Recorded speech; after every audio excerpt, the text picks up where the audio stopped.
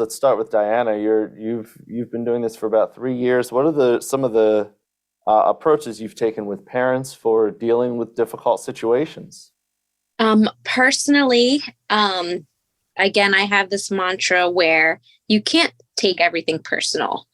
And I have to, sometimes take a step back before I reply to their emails or, confront them person to person, face to face, and just take a minute and still come with love and kindness, but still firm on my values and my mission and what I believe in.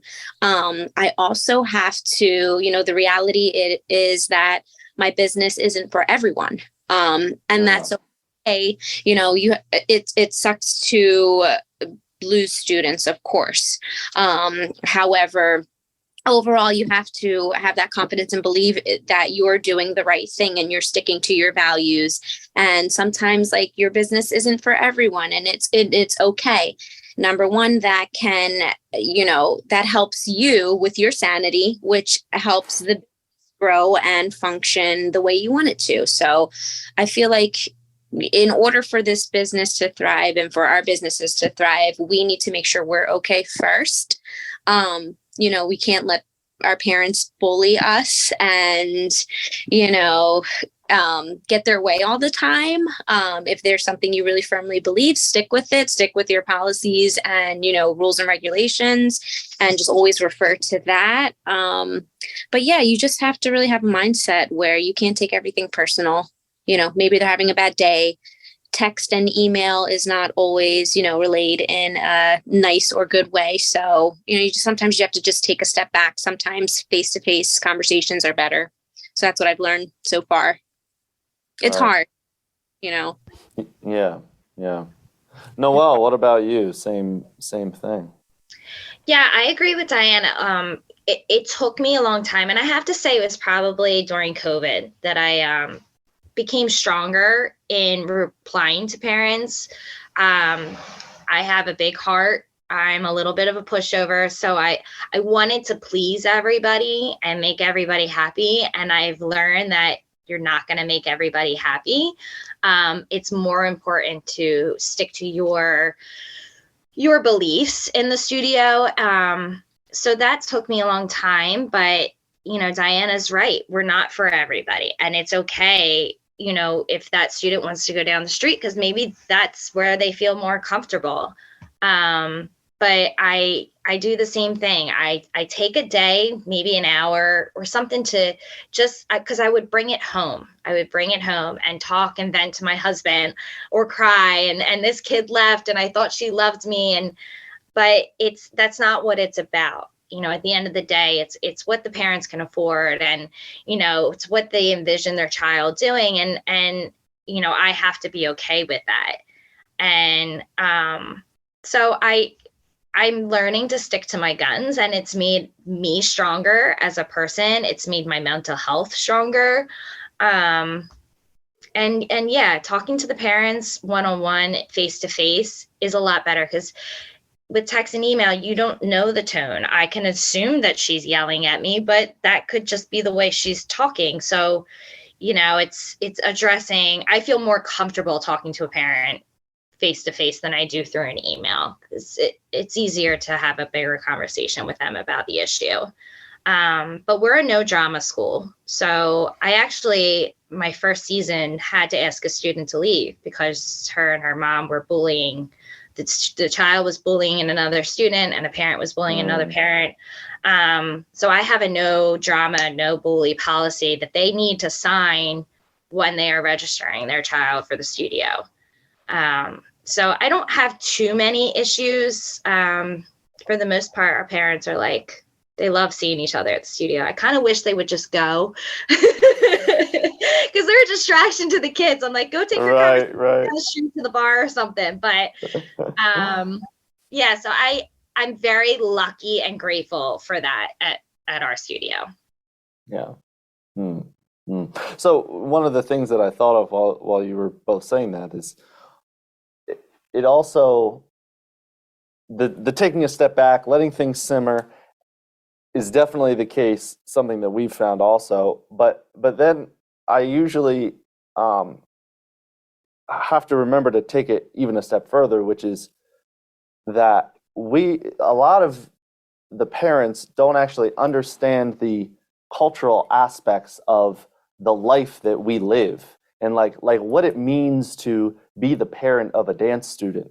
And so one of the jobs that I feel strongly that we have as studio owners is is cultural education, is teaching parents and students how to be involved in this industry, and what it means. And so a lot of times, and Rebecca and I, it's nice to have, a built-in partner for the business, because we often will bounce responses off of each other, and usually it hones into something like, this parent doesn't understand what the protocol is for this situation. And so instead of us talking about it, coming down on that parent as a criticism, it's more like, we just need to teach them what to do in the future. And so with that approach, it's been very, very helpful, with parents starting to learn how to approach us and certain situations.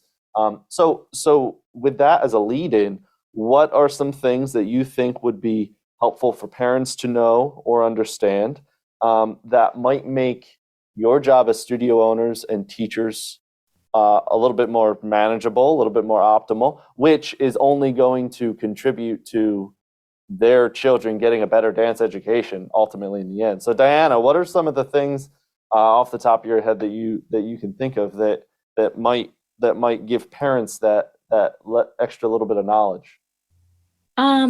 You sometimes you just have to remind them subtly, in a subtle way, that you are a human being and you are a person too. So for example, I don't allow my clients or students to follow my personal social media page. That sets a boundary on, and, sometimes on Sundays, I like to go to a brunch and I like to drink, and I don't want my students or families, to see that, so setting boundaries, I found, for me, is important. And then just having conversations with them when they enter the studio, not dance related, just like, oh, how was your weekend? Or, oh, are you guys doing anything for spring break? Because we are going through the same things, as studio owners too, as studio owners, we are their second parents, their second moms, their therapists, their big sister, just all of the roles that we play.